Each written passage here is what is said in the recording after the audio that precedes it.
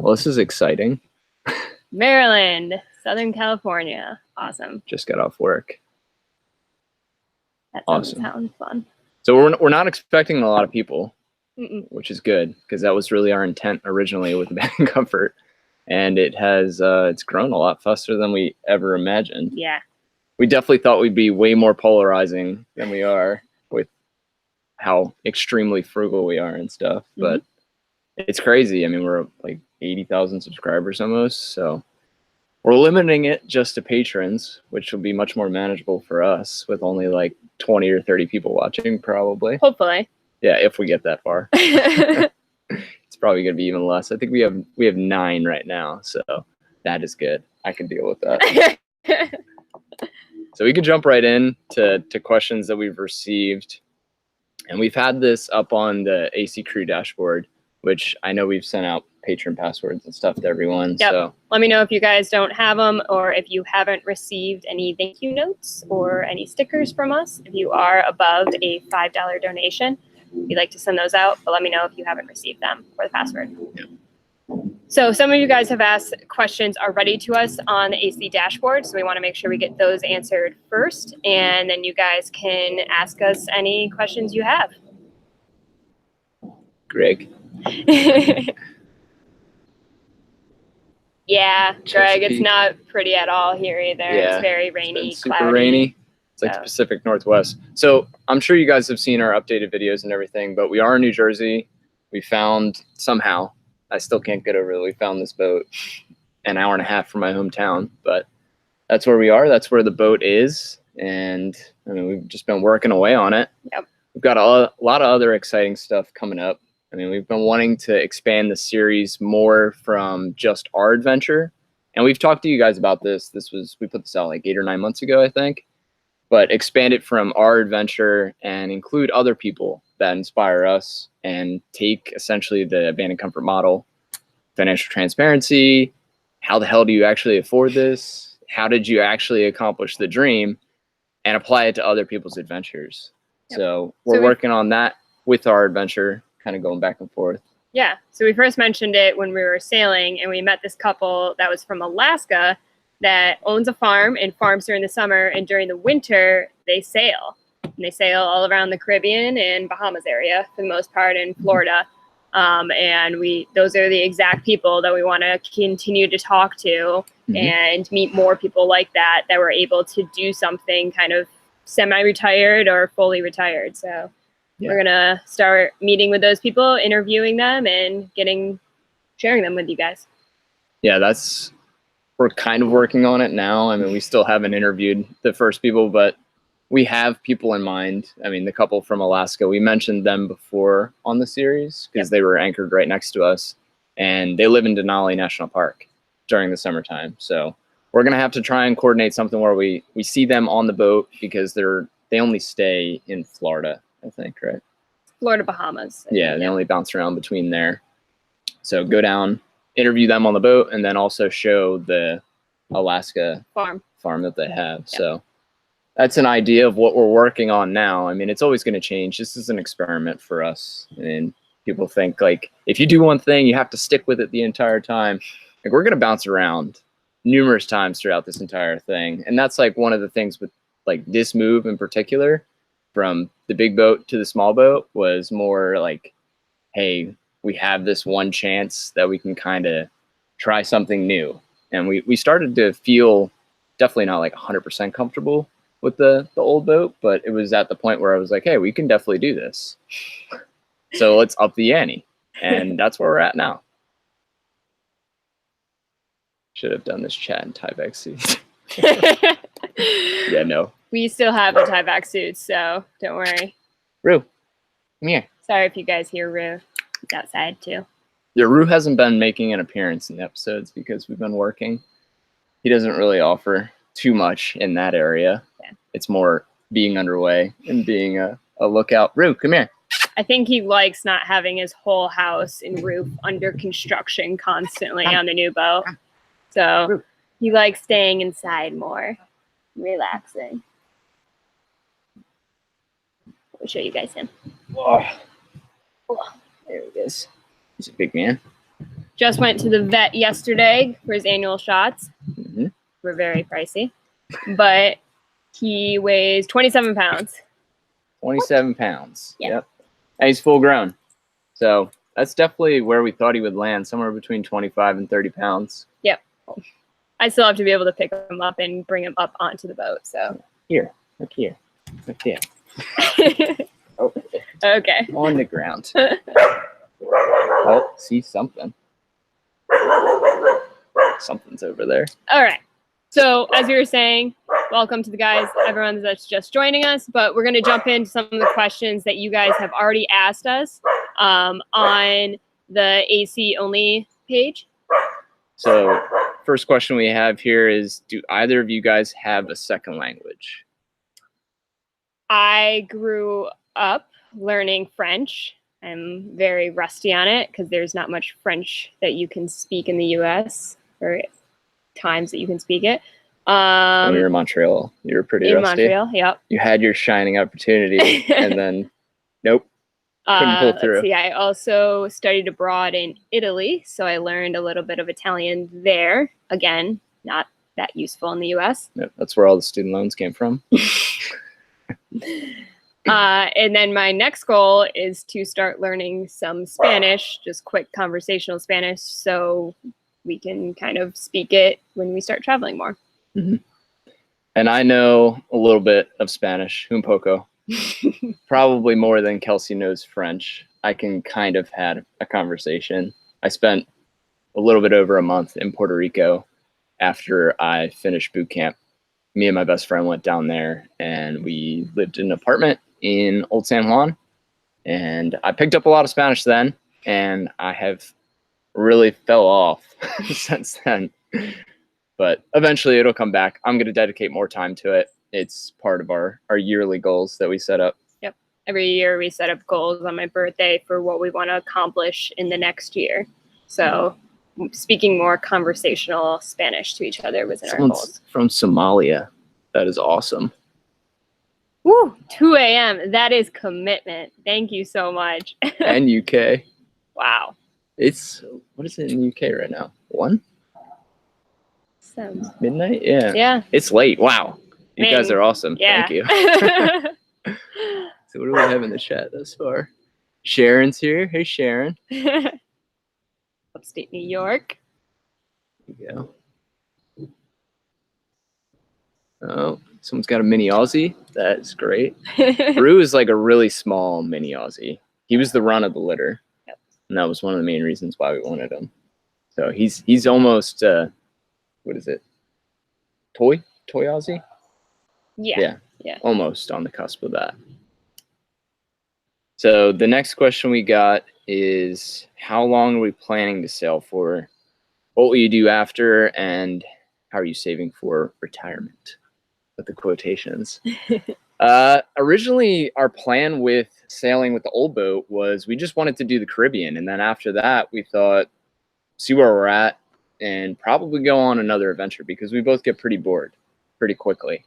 And I think you guys know, like we struggle between like loving the woods, but then also loving the sea. And it's like, how do you combine both of them? And that's like, I don't think we're ever going to have the answer to that. I think that's going to be like a struggle that we have in perpetuity, but it's a good struggle to have. I mean, if we get either one, it's always great, but then it always leaves us wanting the other. So I think the best resolution to that is like 6 months of the year sail, 6 months of the year hang out in the woods, let Rue run around on some ranch somewhere. He is having a lot of fun right now barking with the dogs in the neighborhood. So how long? No idea.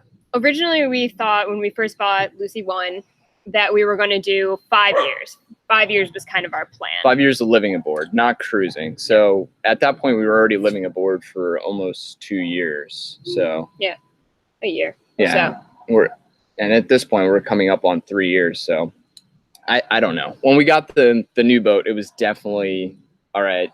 We did a little bit of sailing, like nothing crazy, but we went to Dry Tortugas, and that's a pretty good first cruising destination. So at that point we knew, yes, this is a lot of work, but we think it's worth it. And now let's try and up the ante.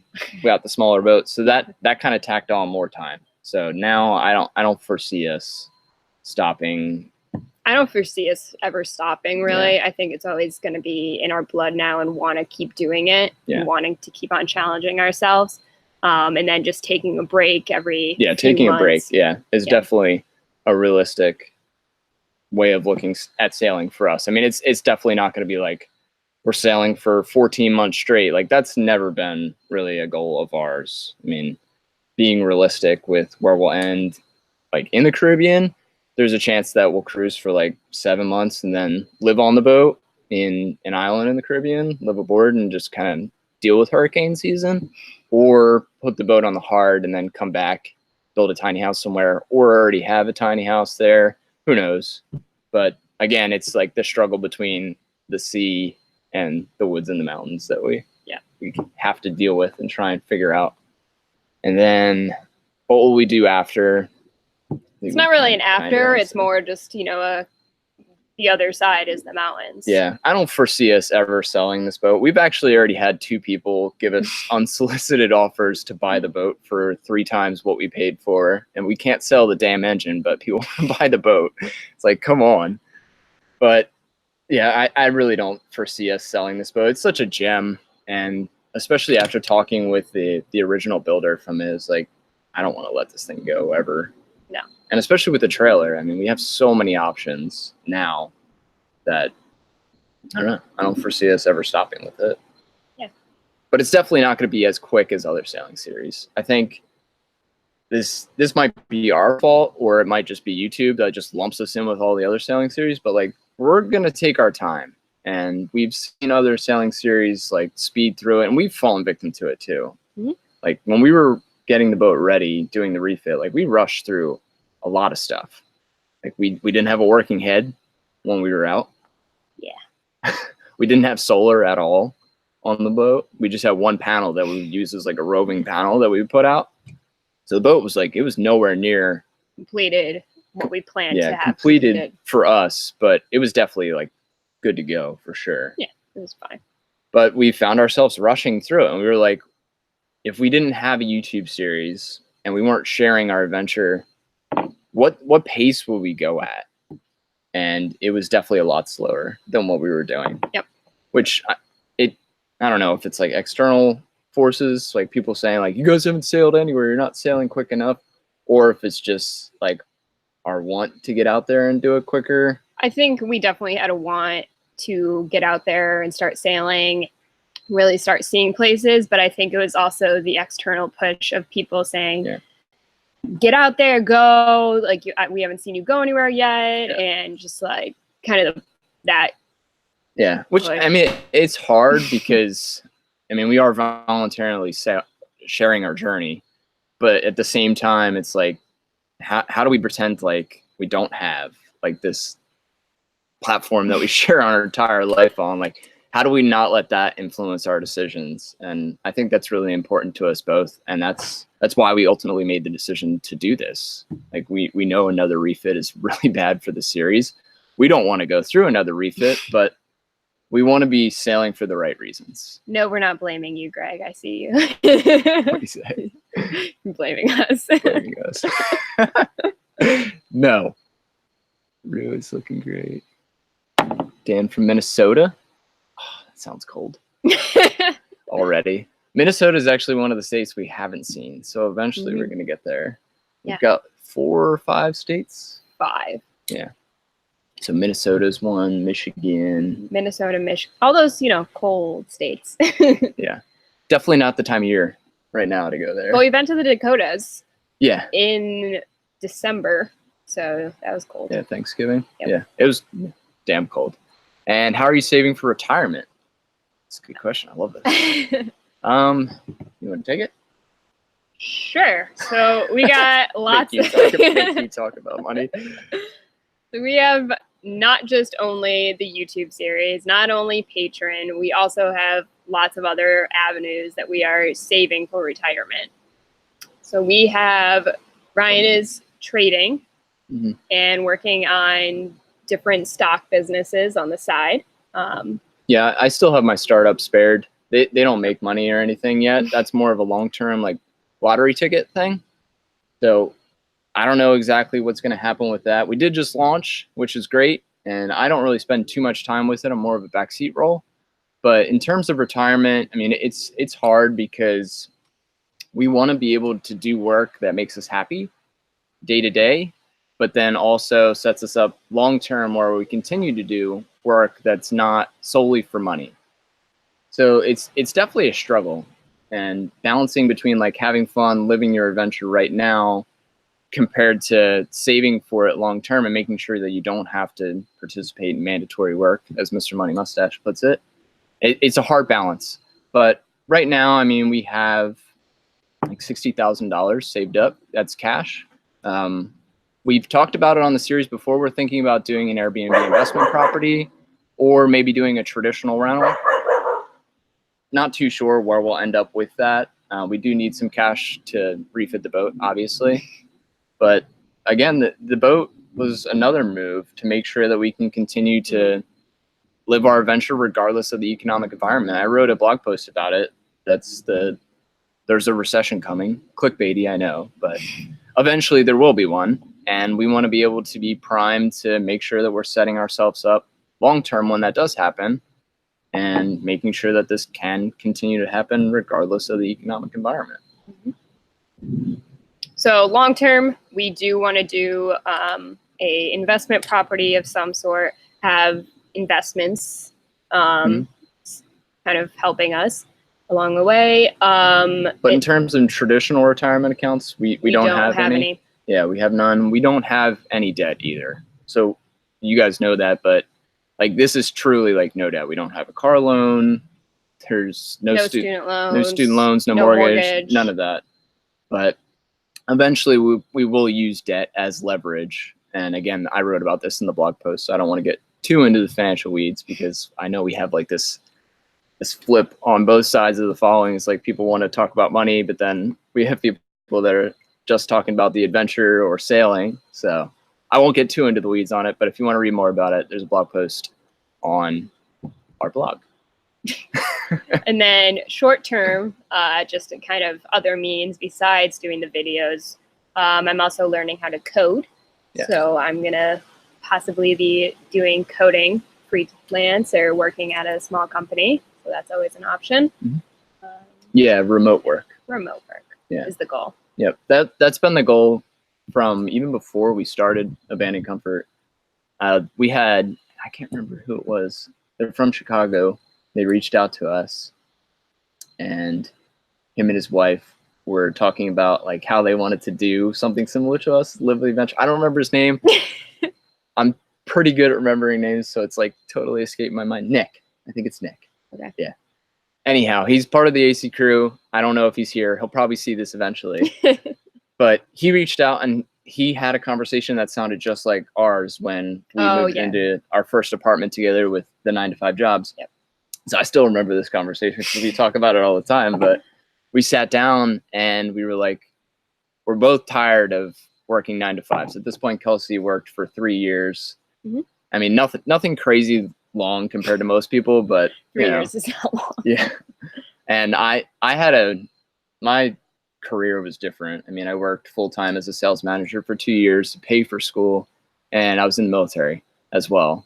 So then once I graduated college, I worked as a financial advisor for 2 years. So kind of all over the map. But at that point I was like, this sucks. Like I thought after school, I would work for this company that was related to the military and it'd be fulfilling in some way, and it wasn't.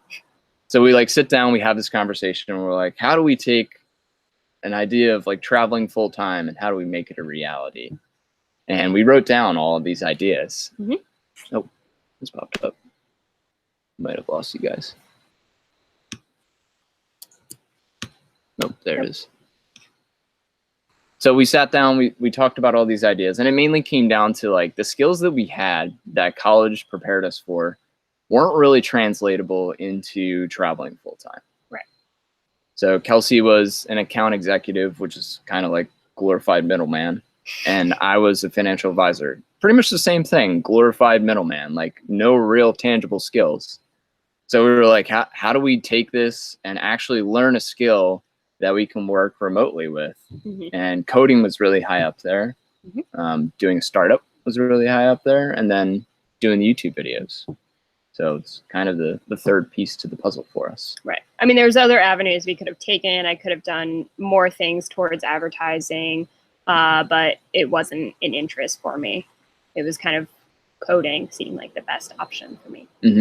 Yeah, and at that point, we had no idea like what we wanted to do for the adventure. Like for me, I was like, I want to do van life because there were so many people putting out van life on Instagram, and of course, it's on Instagram, so it looks way better than it actually is. But it's another topic for another time.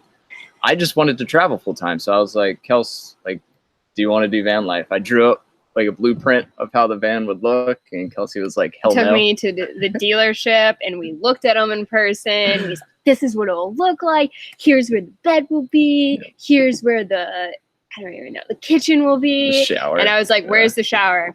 Where's the bathroom? Where's like these basic things that I wanted? And he's like, oh yeah, we'll go to the gym to do all that. I'm like, the funny thing is that's what we ended up doing when we were on the hard for 3 months. Yeah. So, and we left without a working head when we were actually sailing. So yeah, clearly you had to get me there though. Anyways, all right, next question. And you guys can start asking questions. We'll in kind the of chat. Yeah, and we'll start kind of looking About at to them. launch a channel. Would love to hear how long. So Dan's asking us, he's about to launch a channel. How long from when you launched your channel on social media did it take you to make enough to cruise if you feel like sharing? Yeah, definitely. I think from when we launched it in January, and we put out the first episode. I think it was like 3 weeks, and we didn't really get any views. And at the time, I was working full time on my startup, and I think I had like a day off. I was like, I'm just gonna try and figure out like this YouTube thing. So we put up the video, and I was like, man, I spent like so many hours on that. Like Right. no one's even watching it. And I found out that you had to tag the episode, and we had no tags. The title didn't even say like sailboat or anything in it, or Right. It wasn't adventure. in a category. Yeah. Just all these kind of outlines that you need to kind of stick to with the videos. Yeah. So I changed the tags up. The title was pretty much the same. I think I added like sailboat. Sailing. It was or- mostly I don't like about remember. paying off debt. Yeah.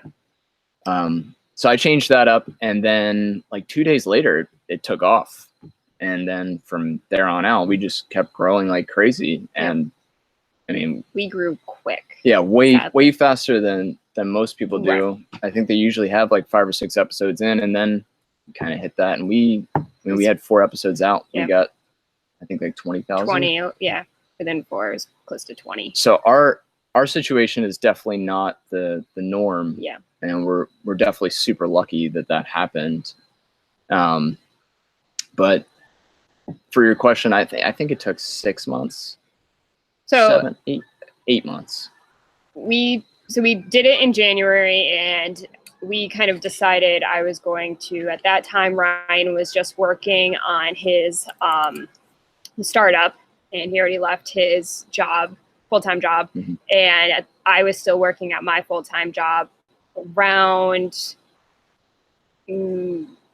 that time. I finished paying off my debt, and then August I quit my full-time job. So I think it was around July. Well, you finished paying off your debt like 6 months before that. And then, yeah, so it was July, though, that we decided that we were able to do this full time. Yeah, and that's more from a spending standpoint than it is an earning standpoint. Like our friends Jordan and Randy at Learning the Lines, like they totally just changed up their life like crazy within the past few months. Like Jordan came down, he picked us up from Key West where the boat was after we sold it.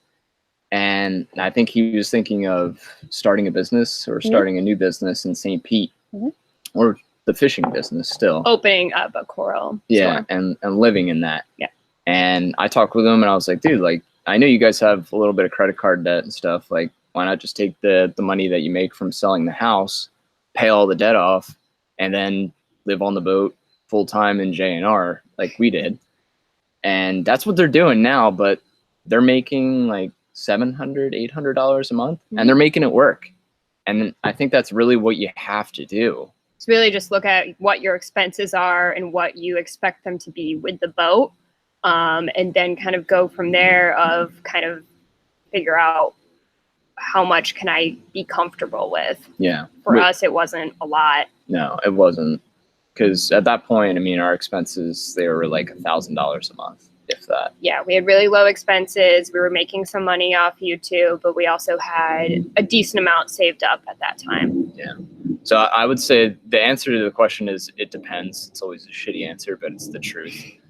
I would say that tagging the video and like how the title comes out is really important, and just doing something different. I think we're really big believers in like whatever you want to do. If you're passionate about it, make the videos just for the passion. Don't really worry about like making money off of it, because that I mean, I think that affects creativity, that affects the motives behind why you're making the episodes. And for us, we always have to dial this back and think about it and be like, why did we originally start the series? It was not about like having a clickbait title or anything like that. It was about filling a void that we saw on YouTube, and when we were looking for stuff of our own of how to make this possible, we couldn't find it. So we wanted to kind of fill that. Yeah, I remember I was just like the van life stuff at the time, but there was also a couple sailing series. But I watch them and I'd just be like, man, this is great. Like, I'm super inspired, but what the hell? Like, how do I take this and actually do it? Like, come on. So that's really like what got us started with it, and we want to continue with that. What else do we have? Kidney stones. Kidney stones are good. I got it out.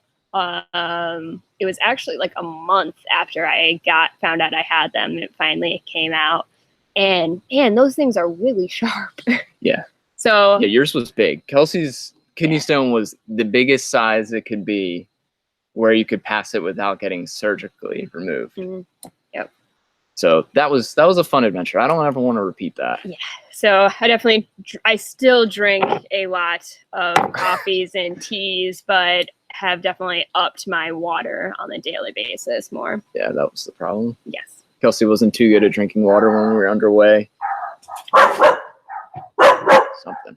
Yeah. Yeah.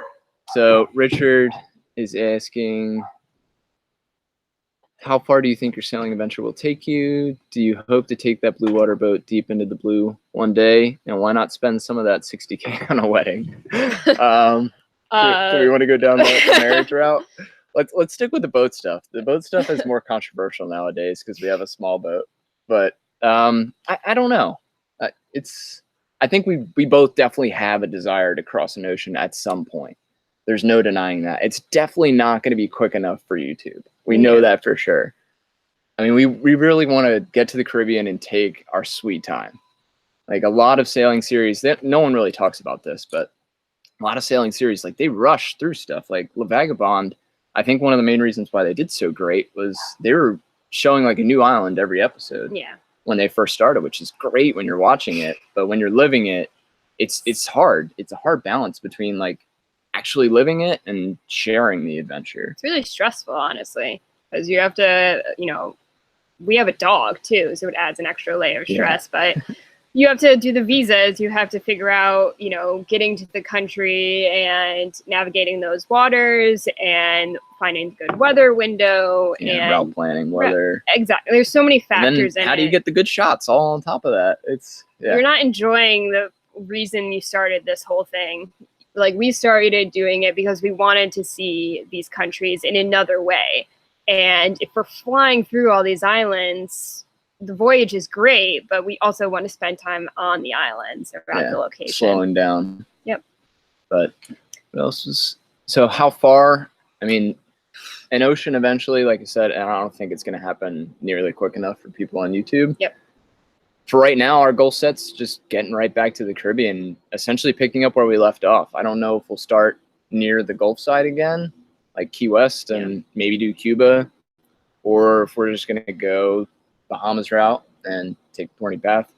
I don't really know. I mean, we both love to plan, but we have learned that you really can't. We're doing the Caribbean, though. Yeah, Caribbean. That will be our first stop. That's as broad as you can make it. So after the Caribbean, who knows? I think the plan, please, I'm going to emphasize plan. this will change. We'll pivot and adapt. And if we're not doing that, I think for us, we're kind of missing the point of the adventure. It's supposed to be somewhat serendipitous. And if everything's planned out for us, that's not really why we started this. But what we're thinking, just so you guys know where we're thinking of going, is Caribbean for probably 2 to 3 years, taking our sweet butt time, and bring the boat back up to the States, throw it on the trailer, and bringing over to Washington or Alaska. And then we want to do the Inside Passage and potentially hike Mount Denali. That's really high on our bucket list.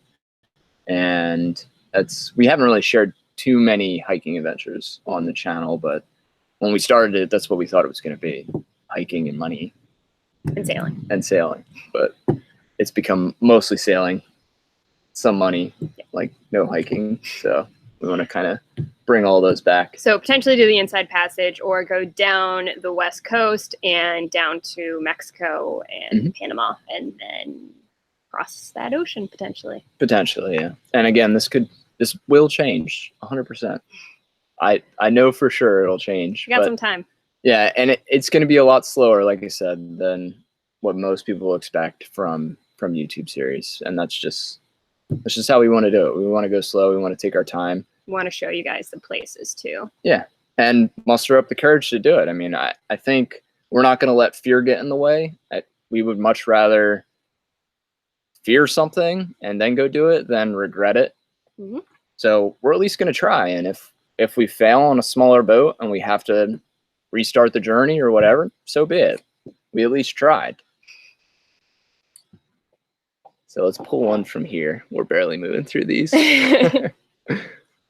Several online sailing communities like Reddit Sailing, Cruiser Forum, etc., tend to judge the subjects of viral sailing news like Apple Ape rather harshly. Oh, okay. So they're talking about the young couple that entered the new channel at night. Yeah. And then the dominatrix. The woman from Hawaii. Yeah, if you guys don't know who we're talking about, there was the woman from Hawaii who is a dominatrix. Most people will know it because of that. I mean, it came out. I don't know how that gets out, and then the young couple that was in Tampa. Yeah, that's where they ran aground. And then so they're asking, how do we feel that people come down rather harshly about it? Do you think these people are abusing the appeal of sailing adventures to get free money and book deals? How do you differentiate what you're doing to avoid the wrath of harsh online communities, or do you just ignore them? I mean, to touch on the two adventures that happened with that, the one with the Hawaii thing is really bizarre. A lot of the stuff just doesn't add up to me. I think when you're sharing your adventure online, it's really hard because people, they see you doing it and they hate on it because like you didn't do what they wanted you to do. But for me, and I think for us, is as long as you start the adventure and you're actually getting there, like that's not letting fear dictate your life. That's letting regret dictate your life, which is good, because even if you do it and you fail, you can at least try. Now, that's not to say that you should do it totally irresponsibly. I mean, I was in the Coast Guard for almost 6 years, so I had to deal with people like this. Yeah.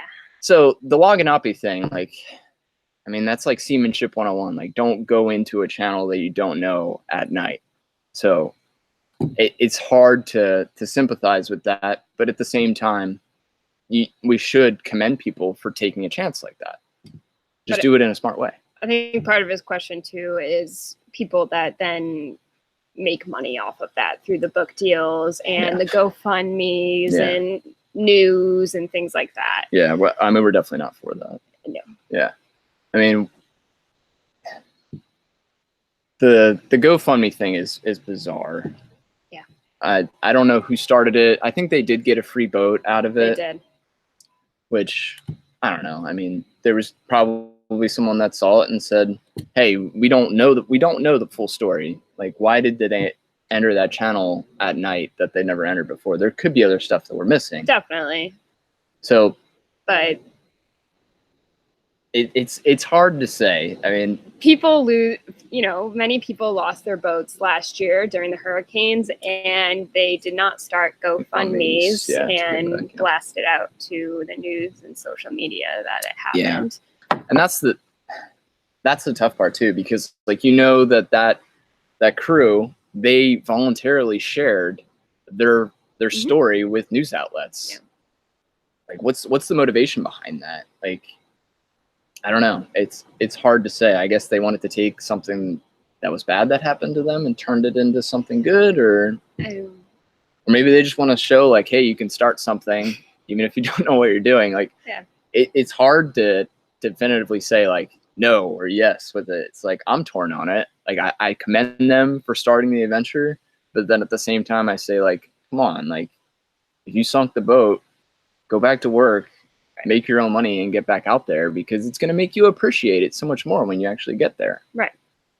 I mean, if everyone had a handout like that, you lose the point of why you're doing it in the first place, I feel. Yeah, and then the Hawaii one, I mean, that's so bizarre. I'd rather not comment on that. And yes, how do you differentiate with what you're doing to avoid the wrath of harsh online communities, or do you just ignore them? I mean, we're not starting a GoFundMe here.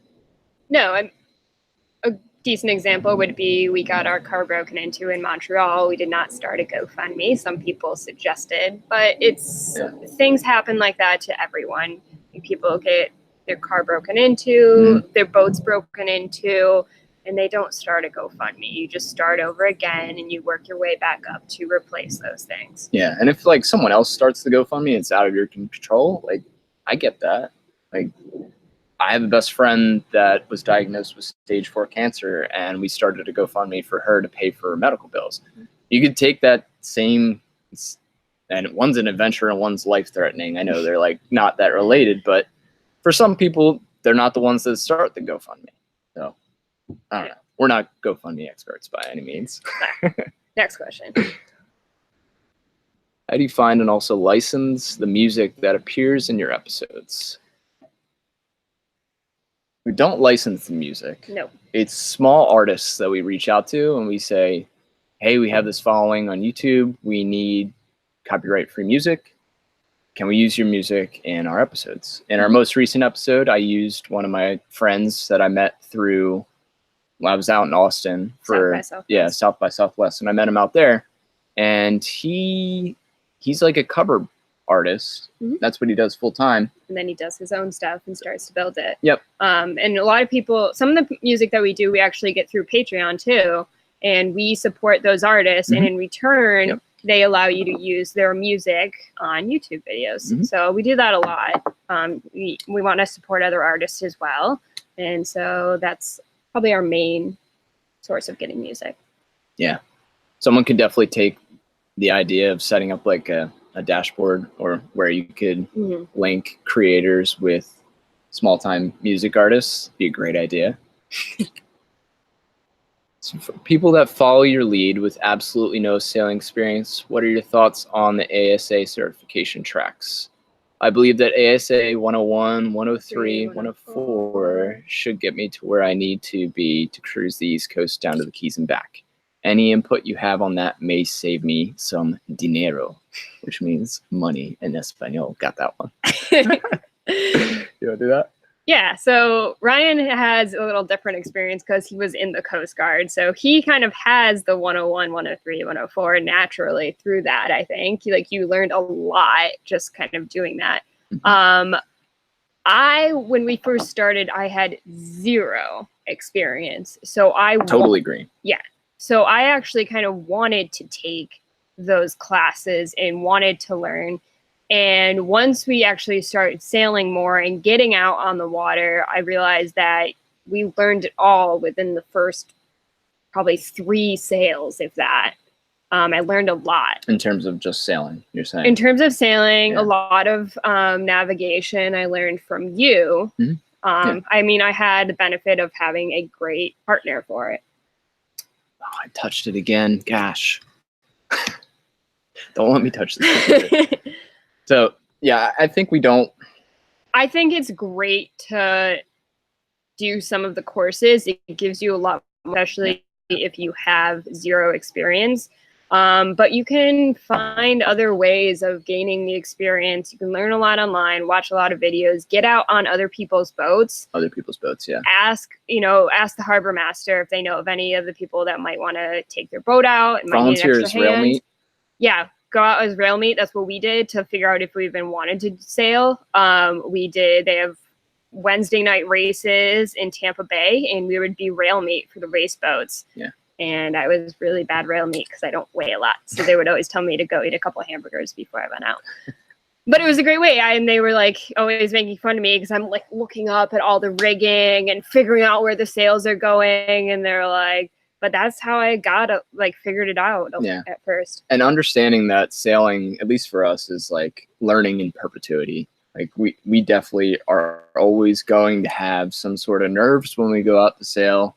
And we treat it as like, we're just going to learn as we go. Let's minimize the amount of bad things that happen when we're underway by doing hourly boat checks and making sure that we're communicating and all of that. But at the same time, being okay with failing in the process and then making sure that we learn from those failures, because that's like one of the best things for sailing with us is just knowing like we're never going to know enough. No, you just have to go at some point. You're never going to master sailing. Yeah. I will say, though, if you are going to buy your own boat, the classes would be helpful for insurance purposes because they will ask you, what is your experience? And if you say 0, then they will charge. If you have under your belt and you're able to show those certifications, that will make a difference on insurance. I have to go get our charger. So let's see if we have any questions in the chat. I can hook you up with hiking in Nepal. Dave in Africa, that sounds awesome. I don't know if we're ever going to get to Africa within the next decade, but if we do, we definitely know who to contact. I think it's awesome that you guys are living your dream. You guys enable it for sure. I mean, we definitely put a lot of work into the episodes and everything, but the coolest part with Patron is, I mean, you guys are voluntarily paying for these episodes.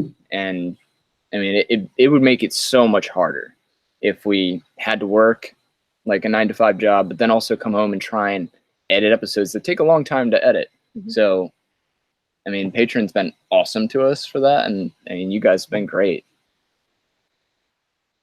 You're our biggest fans. You guys were a lot more real time.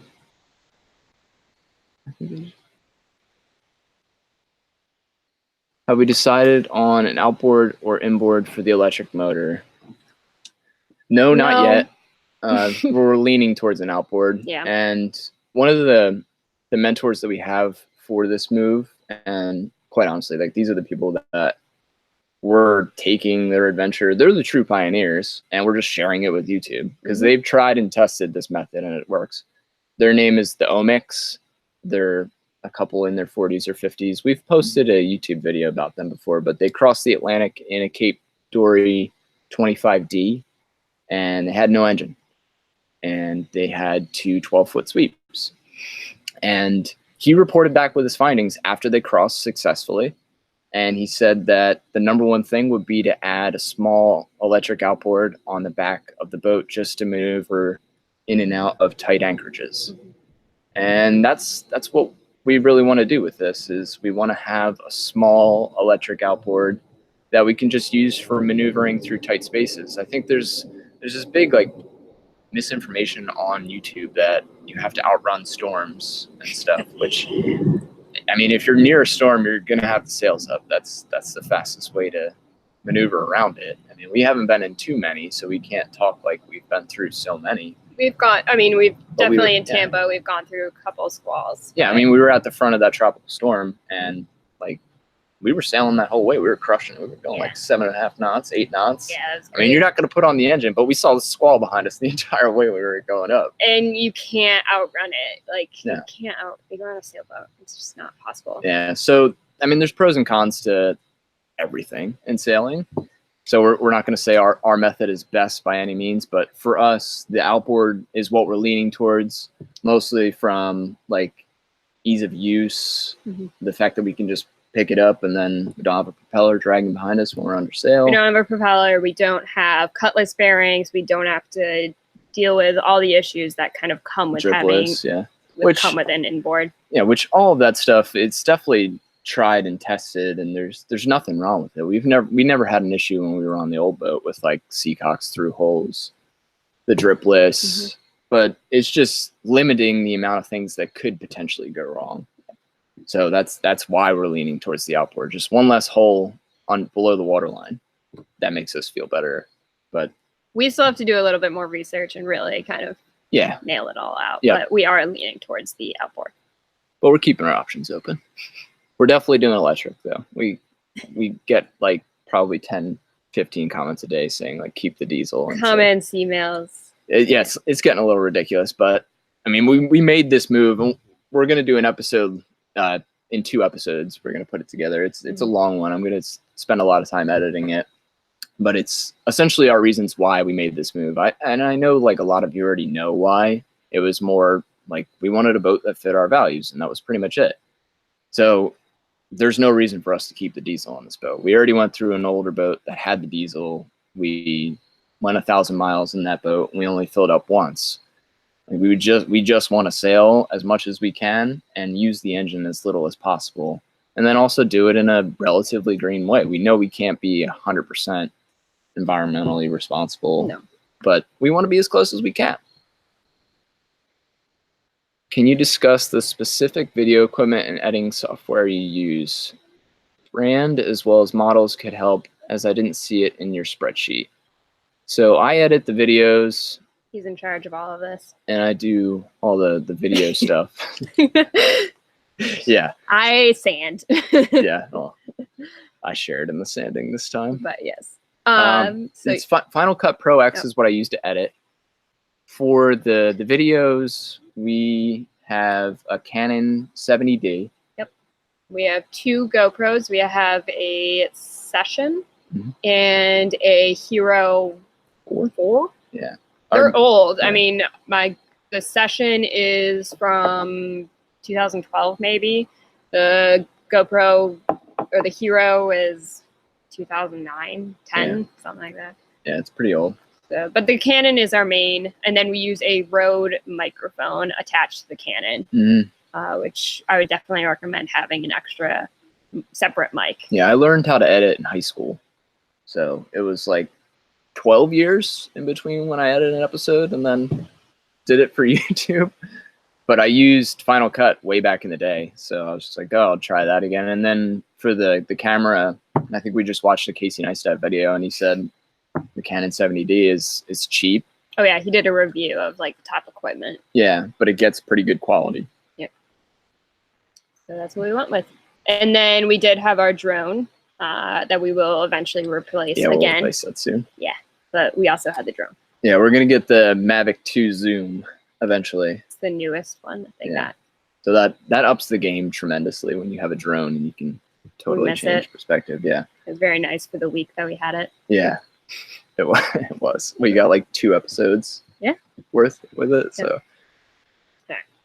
if there's any additional information regarding your learning experience or frustrations with specific products that you have since eliminated from the roster, it would also be appreciated. So this is in regards to the editing and video software stuff.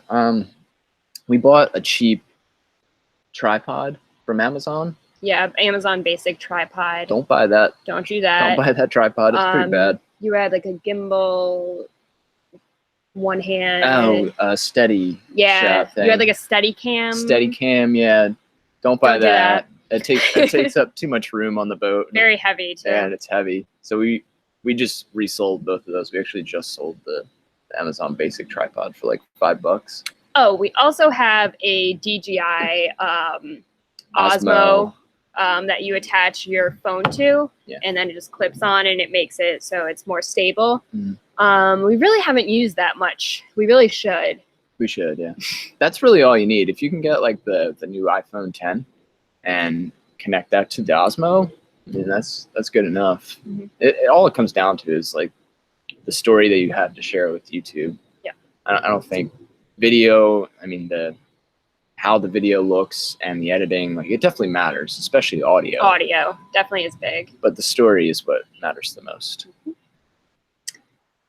Curious about why you're considering artificial teak as opposed to non-skids. It's an old question. One, yep. Do you remember why?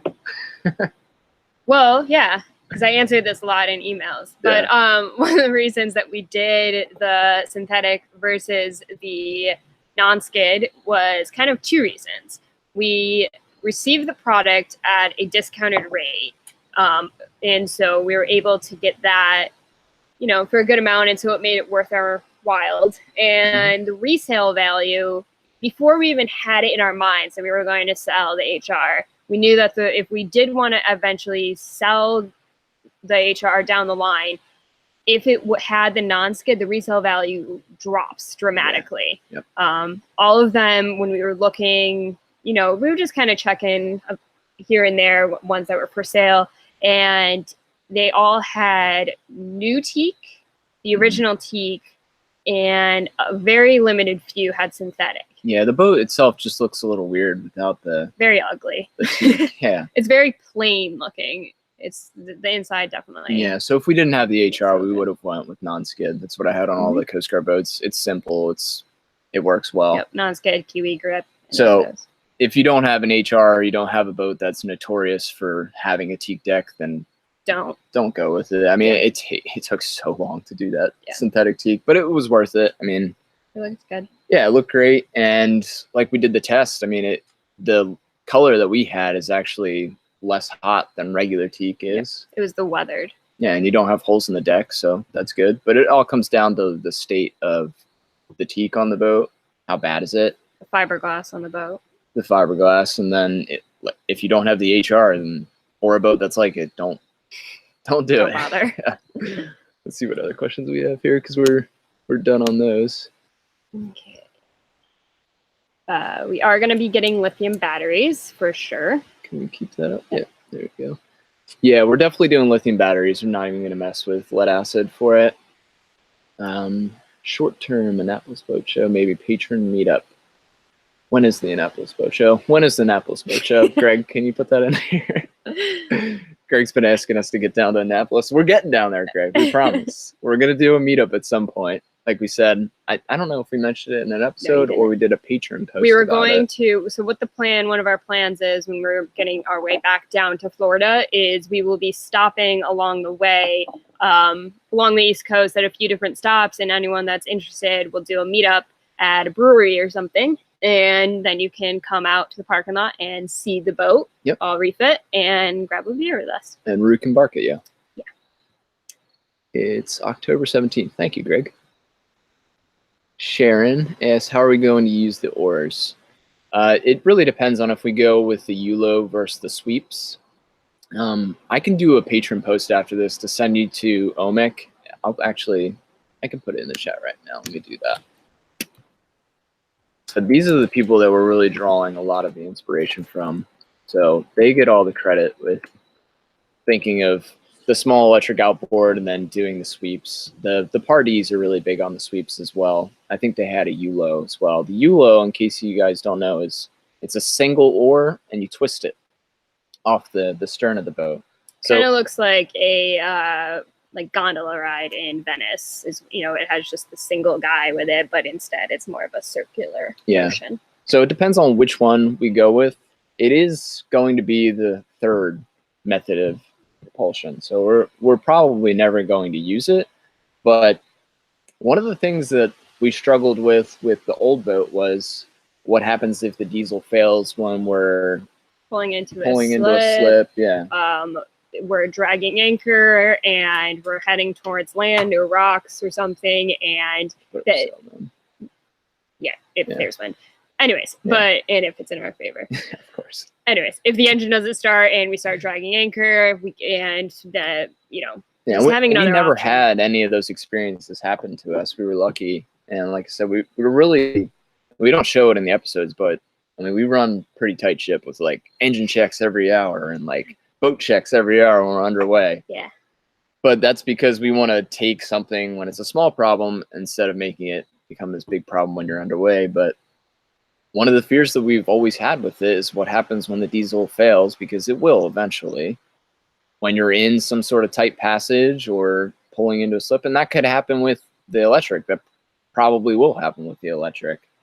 So we wanted to have another method of moving the boat, which is what the sweeps or ULO is. So just think about it as like, the best way to describe it is if shit hits the fan, we have the oars.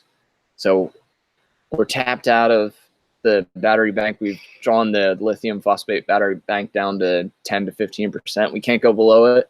All right, break out the oars. So it's good to have the third method on there, but we're probably not going to use it too much. It's more just redundancy and peace of mind. Yep. So either sculling oars, or doing the ULO, which I think would be wooden for the ULO. Yeah, we probably can't do a carbon fiber. Maybe if we did sculling oars, they would be probably carbon fiber. Yep. All right. So I think that's pretty much it for questions. Yeah, Sharon, we're talking about sculling. Yep. Some people call them sweeps. So it's just like sculling oars. Mm-hmm. So that's what we're leaning towards. Again, it's like the electric versus inboard. We're not definitive one way or another yet, but we're leaning towards doing the sweeps, mostly because we talked with the Omics and they did it and it made the most sense for us, but it can always change. We're not 100% set on any of the stuff that we're doing other than renewable power and manual propulsion by either that or that. But I think this is pretty much it for now. It's been about an hour, and we've answered all of these questions. Got anything else you want to talk about? Tell them. Covered for the most part. I think so. Yeah. In terms of like refit timeline, it's hard to say. I think we've beaten it to a dead horse, so we don't want to rush with anything. We are almost to real time too. With episodes. Yeah. Well, we have an episode that's kind of off to the side that we haven't shared yet. That's with the history of the boat, because we spoke with the original owner for an hour or two on the phone. So we still have that. And we did a trip to Japan where we hiked Mount Fuji. So we're going to put that up eventually. But yeah, we're close to real time. So we're going to be it's before it gets too cold and wintry. We got to get some projects done and out of the way. Mm-hmm. But we don't really have a really strict timeline with getting this boat done. We really wanted to take our time with this boat and not rush it for our own sanity versus the last boat.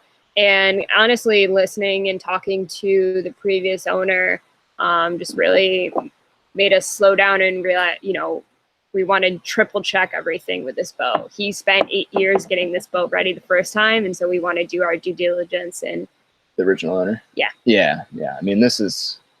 And really make sure we're so lucky that we got this boat. So yeah. We want to make sure that it's 100% ready to go.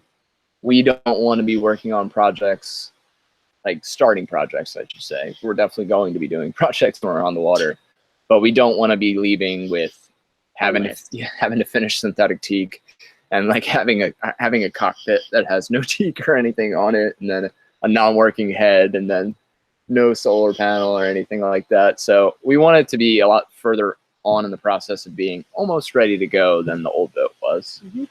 But I don't think we ever mentioned it in any of the episodes, but we talk about it a lot, where people tell you like, your boat's never going to be ready, just go. And that's awesome advice. Like, definitely live by that.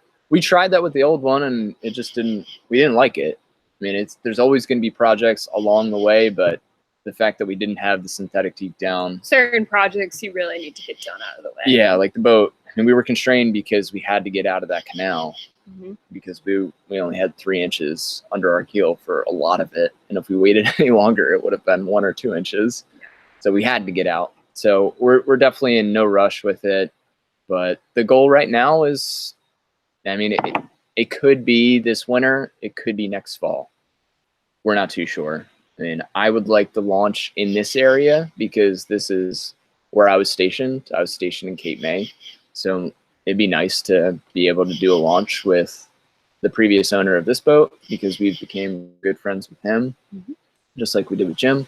And then a lot of the guys that I was stationed with and friends, and your family is close to here as well. Yeah. So I don't know. Closer than Florida. Yeah, it's hard to say at this time, but I mean, we definitely have a long list of projects. The boat in episodes looks a lot better than it actually does in person. But no, the inside looks really good. No, the inside's immaculate, and people think we're going to tear it apart. We're not touching the inside. We're building inserts. I'm like terrified to do anything. I'm like the first bump that we get and ding in the wood, I'm gonna be so upset. Yeah, I mean, the boat is such a work of art that we could add no value by touching the interior. But the exterior it's in pretty bad shape. I mean, it's sat in the yard for I think 13 or 14 years. Went through Hurricane Sandy, so it needs work, but it's going to get there. I mean, taking off that really old bottom paint, it's a good start, and then we're going to seal up a lot of through holes. Oh, some people have asked, I know in the YouTube comments for the last video, why did we take it all the way down? And we took it all the way down because we're doing copper coat. We said on the last boat that we wanted to try out copper coat, but we didn't because we already had a gallon of paint from the previous owner. This boat, we are definitely going to be trying out copper coat. Some people might say, you know, like Uma tried it out and they're removing it. They did their own. We are going to be buying the actual copper coat and we're going to test it out. So yeah, we're not anywhere near as good as Uma. No, we cannot make our own with getting stuff like that. So we kind of draw the line there, and we just say we'll leave it to the pros for that kind of stuff. So I think that's pretty much it. We've gone over refit plans, long-term cruising plans. Again, plans. I want to emphasize all of this. Good. Yeah. Nothing else you want to share? Cool. Well, we've had like close to 20 people this whole time, so that's pretty awesome. Can you float away when Hurricane Florence arrives?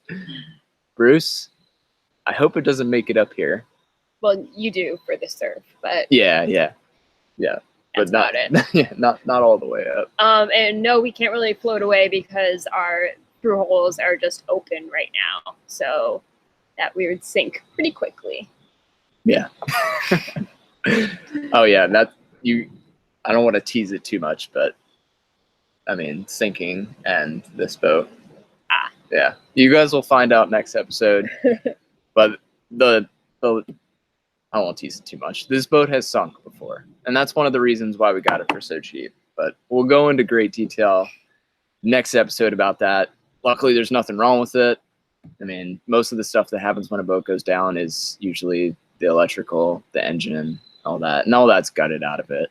So next episode, you'll go into all that, a little bit of a teaser for you guys. Now they're like, God, these guys are even crazier than I thought. They let us sunken boat. It wasn't our fault. Yeah, no, it didn't sink on our watch. But that's definitely the way to end it right there. Yep. All right. Thanks, guys. Yeah, and thank you for all the support. Saw your amazing comments on the side. So thank you guys so much. And all right. Hope you guys, thank you for the people that are, it's 2 a.m., 3 a.m., 1 a.m. You guys are crazy. We're not that interesting to stay up that late. Get some sleep. Yeah. But we'll let you guys know when we're going to do this again. Bruce, it's Sanko cheese. All right. Well, like I said, we'll put up a Patreon post about when we're going to do this again. We're going to try and do it more often just so we guys can keep you guys more updated in real time, and you guys can kind of ask us questions maybe a little bit easier. Yeah, you can dig in a little bit more about the sunken boat. So I'm going to stop teasing it. Yeah, you can stop talking. All right, Good night, see you guys. Bye.